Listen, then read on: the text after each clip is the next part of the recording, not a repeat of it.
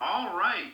Well, let's do this, guys. Let's sort of evaluate where we are. I just got another text that gave me kind of a new heads up on what might be actually going on, and it's very positive. So I'm going to say that let's take a look at Iraq again, just like we did at the start of Tuesday night's Intel segment, and I want to just make sure that we make it clear to everybody that we know that things are happening behind the scenes. Sometimes we see it, sometimes we don't see it so clearly. Sometimes we get little hints in the news, but most of the time, everything that we're getting is something that is way behind the scenes. But fortunately, we have sources very close to the area, and we know what is really going on. We sort of know what the real deal is, if you know what I mean. Okay. Um, so let's talk a little bit about Iraq. Now, we know Prime Minister Abadi was over here since early Sunday morning. He met with President Trump and other members of Congress and sort of a select group of people while he was here. He met with business leaders from major corporations. He worked like crazy while he was here, even late night meetings. Uh, well into the early hours of the morning. And he flew out yesterday, flew back to Iraq, and then from there on to Jordan for the Arab Summit. And you say, well, what about the possibility of an announcement about Iraq? That's sort of what we're all kind of looking for. We know that the new budget was passed and was supposed to be put into the Gazette this morning, and that new budget with the rate in it did not show up in the Gazette because there's still a media blackout. There's still a blackout on social media, things like Twitter and Instagram and the other social media sites are all either heavily filtered or unavailable from Iraq outward. And then the actual Zane Communications has the cell service over there, internet service. It's all very limited right now as far as getting intel on what is going on and what's not going on. We do have some people that are very close to the situation, and we kind of know what is happening. But let me just say that where we thought we would have that in the Gazette this morning, which sort of signals go time, we didn't have it. And maybe it's going to be in there tomorrow morning. I would hope so. I understand, though, that Abadi plans to announce the recapture and take back of Mosul, the restructuring of their banking system, the sovereignty of the company and of the country rather, and the release of Chapter 7, and also the reinstated dinar and revaluation of the Iraqi dinar. All of those things should be announced at this Arab summit in Jordan. I don't know if it's in Amman, Jordan, exactly. It may be there. But I know that it's a big thing. I know we've got 4 individuals from the U.S. over there. There are other countries there. I know that there's at least one Chinese representative there. So there are things happening over there, and we are looking for positive news to come out of the Arab Summit. I don't know if an announcement was made yet today that we just haven't heard yet from there, but I would look for one very, very shortly. Now, Iraq, like I said, has taken back Mosul for some time now, and the 2 banks on the west side of Mosul that were down, that were obviously damaged or whatever, have been brought back up, and all the banks in Iraq have synced, resynchronized. They have come back online with the new SWIFT system, and they're not calling it really the new SWIFT system, but it is. It's the system that includes, obviously, the SIPs, mode of transportation for wire transfers, which is much, much faster than the old SWIFT system, as well as the new fintech additional parcel of that whole SWIFT system now. So now we're in the old days, wires that, especially international wires, could be held and could take 9 days, up to 13 days to go through. Now wires can go from 18 to 57, 58 seconds and be all the way around the world with no trouble. So it's much more direct, it's much more immediate, and I'm glad that we've gone over to that system. If somebody says, yeah, we're still on the SWIFT system, you know and I know, yeah, it's the SWIFT system, but it's much swifter, and it's the new SWIFT system because of SIPs.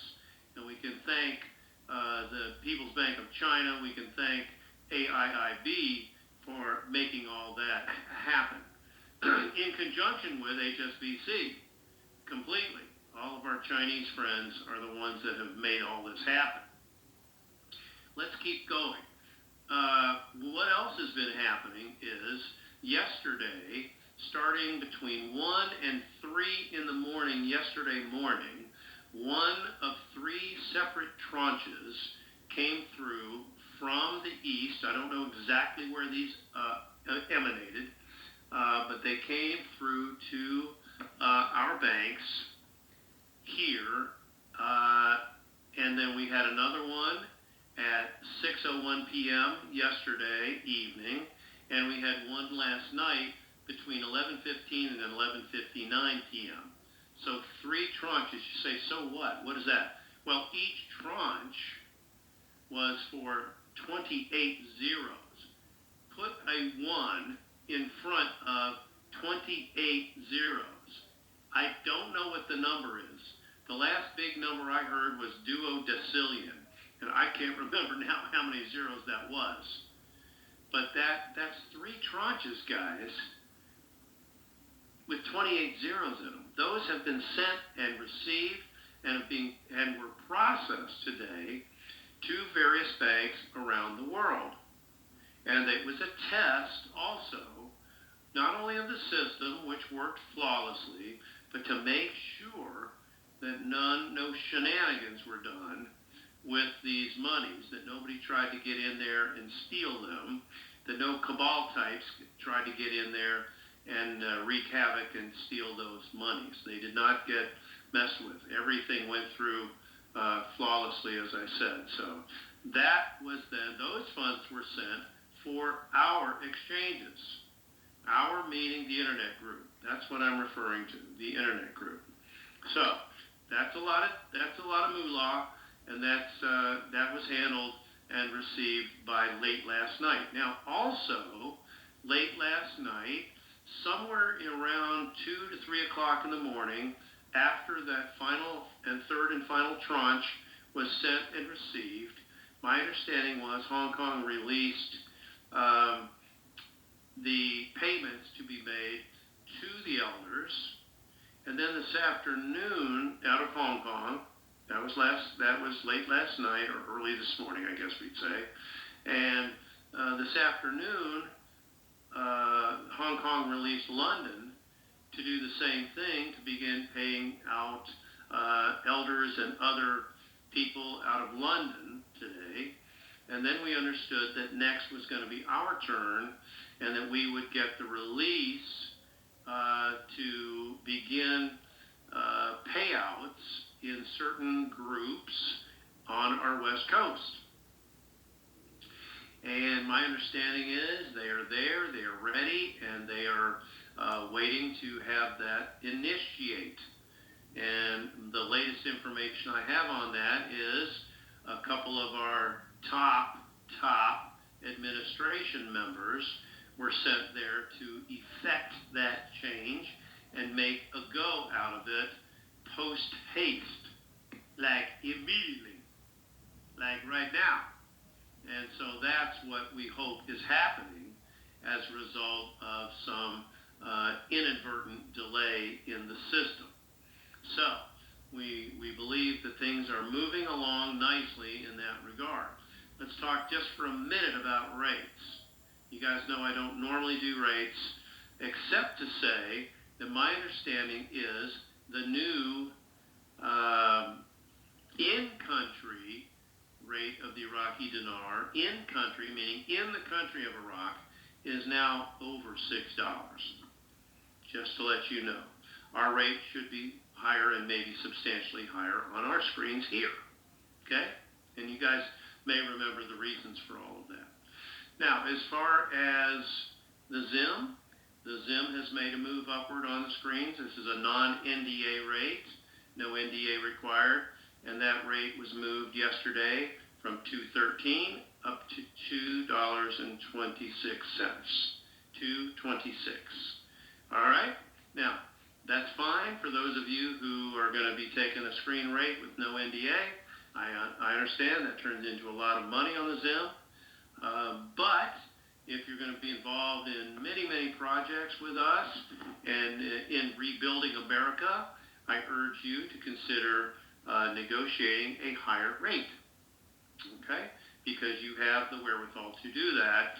If you have your own humanitarian projects, or if you don't have your own humanitarian projects and you want to say, well, I want to be part of what the big call is doing. I want to be part of Rebuild America, because that's working not only here in the United States, but we'll take that project after that gets cranked up here in the U.S., and we will go and rebuild other parts of the world as well, third and fourth world countries that need our help. Why do you think God's giving us this incredible blessing? Why do you think the bankers are referring to us as the COs, the chosen ones, those that have the ZIM especially? Well, that's why.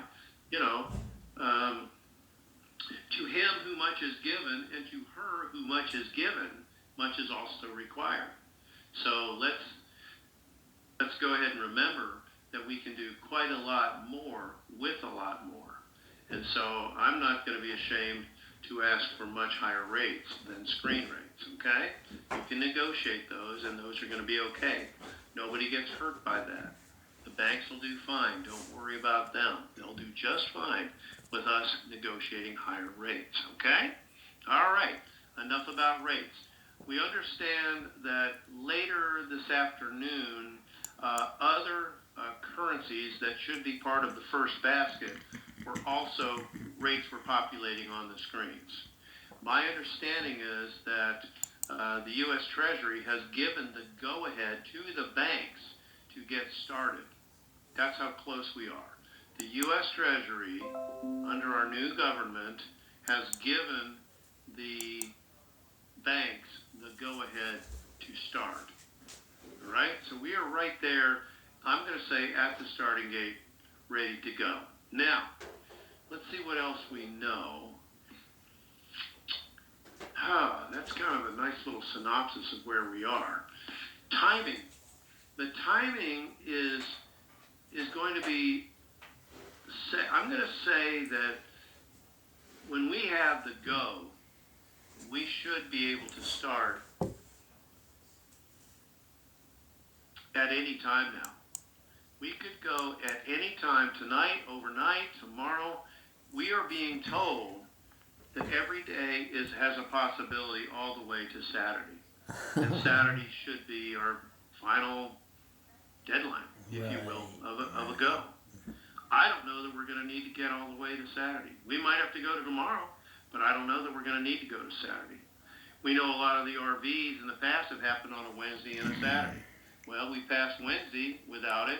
Yesterday, when it was theoretically going to go, and we thought it could go, but you know what? It wasn't going to go till those 3 tranches went, and that last tranche didn't get done until midnight last night, or let's call it before midnight last night, Eastern time. Okay, so last night was not very realistic unless it happened in the middle of the night, and it didn't.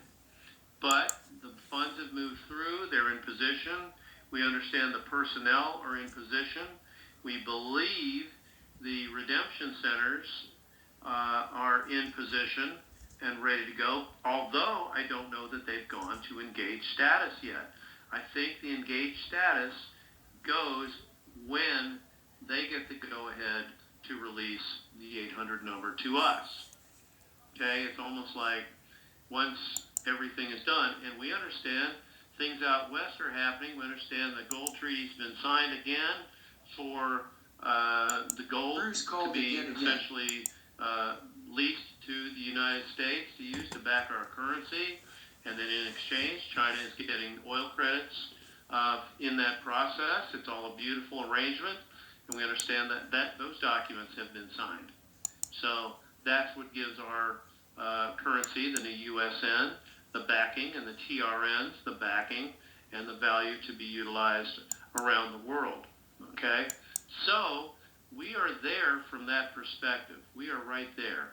I'm looking for good news to come out of the Arab Summit.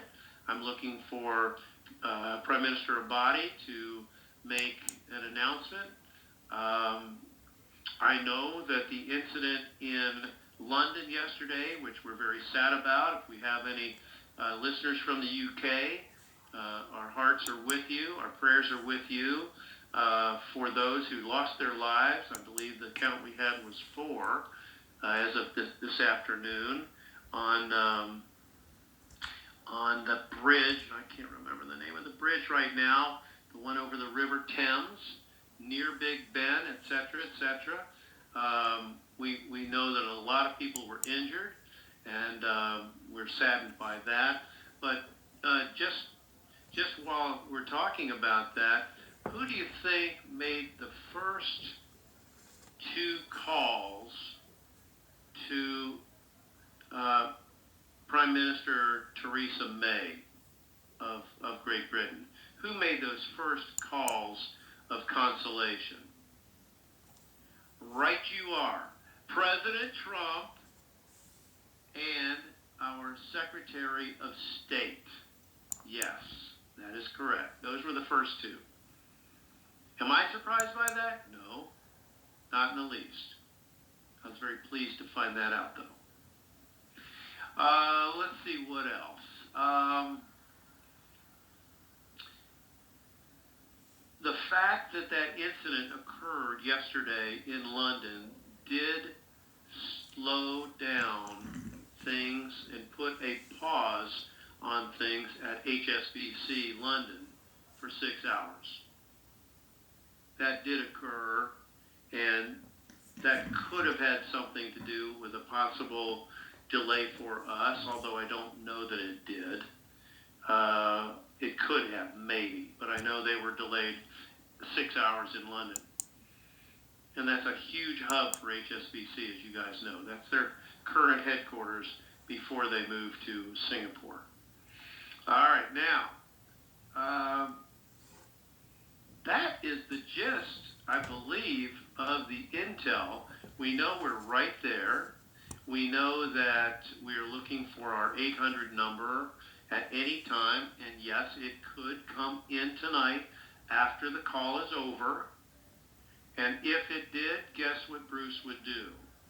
What we would do is rally the troops, put a celebration call together, and let everybody have that number on our website. We'd put it on our website, and we'd also put it on the celebration call and put it as a link on our website as well.